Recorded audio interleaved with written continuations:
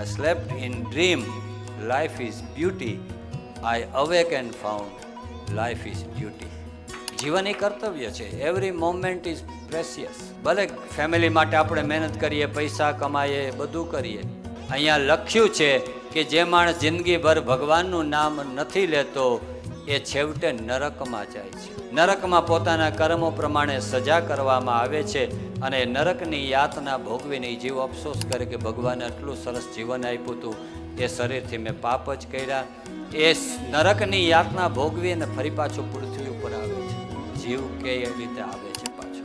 ગરુડ પુરાણમાં લખ્યું છે કે ડેથ થાય ને પછી 13 days એ સોલ ઘરમાં રહે અને પછી એના જે કર્મ હોય, બહુ પુણ્ય કર્યા હોય તો સ્વર્ગમાં જાય. પણ સ્વર્ગ કેવું છે? It's like 7 star cruise. અહીંયા જે તમે પુણ્યનું સેવિંગ કર્યું એ સ્વર્ગમાં ક્યાંય પૈસા કે કાર્ડની જરૂર પડે. જે જોઈએ એ ખાઓ પીઓ, મજા કરો, કોઈ ગરડા ન થાવ.